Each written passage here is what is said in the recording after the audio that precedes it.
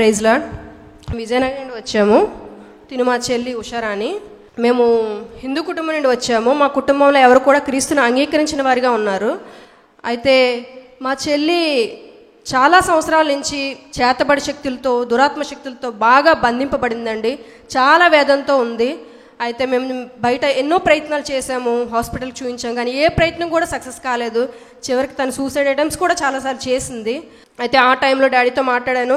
ఇక్కడ నుంచి వెళ్ళిపోయాము. వచ్చి వెళ్ళిపోదాం వెంటనే అనుకున్నాను. అదే టైంలో నాకు డునామిస్ అనే ప్రేరేపణ వచ్చింది. వెళ్ళండి అని మా ఇంట్లో కూడా ఒప్పుకున్నారు. ఆ టైంలో మేము డునామిస్కి వెళ్ళాము. అక్కడ మా చెల్లి అయితే ఇంతకుముందు చాలా బాధింపబడిందండి దురాత్మ శక్తుల చేత. అప్పుడు డాడీ గారు మేము కలిసాము. డాడీ గారు ఎంతో కన్నీటితో, వేదనతో ప్రార్థన చేశారు.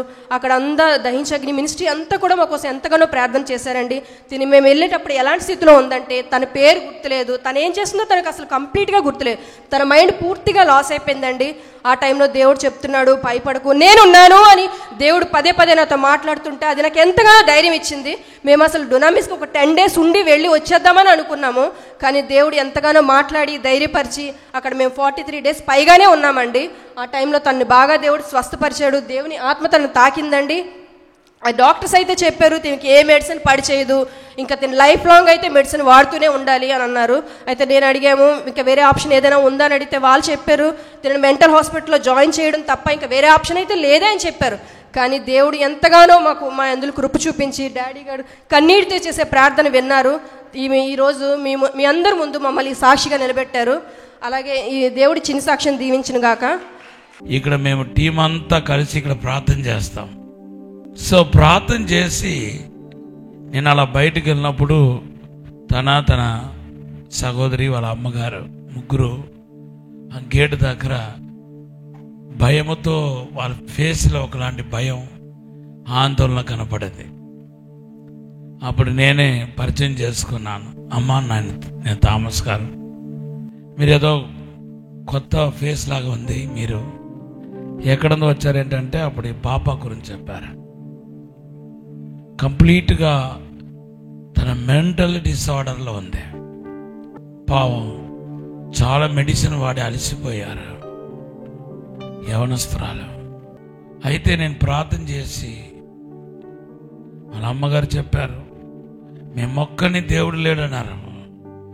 నేనన్నాను యేసు ప్రభు సర్వరోగ నివారణి, ఆయన పొందిన గాయముల ద్వారా స్వస్థత కలుగుతుందమ్మా, ఖచ్చితంగా నీ కూతురు దేవుడు బాగు చేస్తాడు, మీరు అవిశ్వాస పడకండి చెప్పాను. చాలాసేపు వాళ్ళ అన్యులు కాబట్టి కొత్తగా ప్రభు నమ్ముకున్నారు కాబట్టి కొంచెం సమయం ఎక్కువ ఇచ్చి మాట్లాడి ప్రార్థన చేసి వెళ్ళిపోయాను. తర్వాత ఈ బిడ్డను డునామిస్కి తీసుకొచ్చారు, వాళ్ళ సిస్టర్ తీసుకొచ్చారు. చాలా డిస్టర్బెన్స్గా ఉంది. రాత్రుల్లో నిద్రపోయేది కదండ. చాలాసార్లు సూసైడ్ చేసుకోవాలని, పారిపోవాలని ప్రయత్నాలు. ఇంకా చెప్పాలంటే దేవుని బిడ్డలారా తన కథకాల జీవితం చాలా ఘోరంగా. ఆ ట్రైనింగ్లో ఉన్నప్పుడు ఒకసారి డాక్టర్ దగ్గర ఈమె పొజిషన్ ఏంటో అసలు ఏంటో ప్రాబ్లం చెప్పి ఒక మానసిక వైద్యుడి దగ్గరికి పంపించాను. అతను చెప్పిన మాట విని నాకే షాక్ తిన్నాను. వీళ్ళందరూ డిస్కరేజ్ అయిపోయారు. ఈమె ఇంకా బాగుపడదు, ఇంకా కంప్లీట్గా ఈమెను తీసుకెళ్లి మెంటల్ హాస్పిటల్లో పెట్టాలి, ఇంట్లో పెట్టడం కుదరదు, ఈమె పనికిరాదని చెప్పారట. ఆ డాక్టర్ గారు మళ్ళా నాకు కాల్ చేసి చెప్పారు, సార్ ఇది చాలా చెయ్యి దాటిపోయింది, no medicine, it is incurable. అతను క్రిస్టియన్ డాక్టరే కానీ మానసిక వైద్యుడు.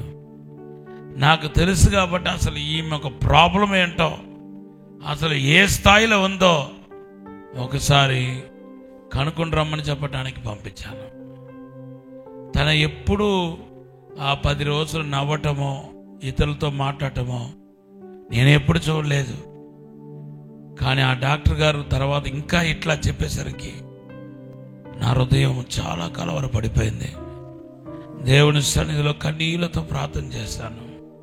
ప్రభా ఎలాగైనా యవనస్తురాలు ప్రభా, ఈ బిడ్డకి ఒక జీవితం ఇవ్వండి ప్రభా, మేలు చేయండి ప్రభా, చిగురింపచేయండి ప్రభా అని కన్నీళ్లతో ప్రార్థన చేశాను.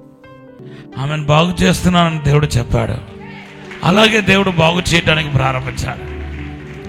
తర్వాత అందరితో కలిసిపోయింది. కేకలు, అరుపులు, ఇంకా తనలో తను ఉండకపోయేదండి. అసలు చాలా ఇబ్బందికరంగా, కొన్ని నేను చెప్పలేదు, అటువంటి ఇబ్బందికరంగా ప్రవర్తించేదన్నమాట. అటువంటి బిడ్డను దేవుడు ఈరోజు మెంటలీ కంప్లీట్లీ డిసార్డర్ పర్సన్ని ప్రభు తన శక్తి ద్వారా బాగు చేసి,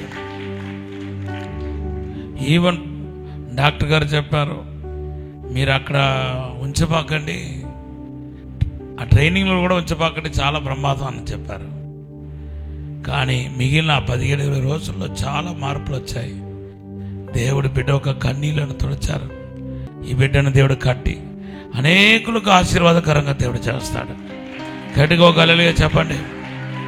ఏ మగవాళ్ళు చూసినా తనకు ఒకలాంటి ఇరిటేషన్, కోపం చేస్తాడు. ఎవరైనా దగ్గరికి వెళ్తే, అది ఎవరైనా కానివ్వండి, పెద్దవాళ్ళు చిన్నవాళ్ళు ఎవరైనా కానీ, సో మెనీ కాంప్లికేషన్ మాట. అటువంటి కాంప్లికేషన్ ఉన్న బిడ్డను ఈరోజు సాక్షిగా నిలబడ్డాం. దేవుని నామానికి స్తోత్రం.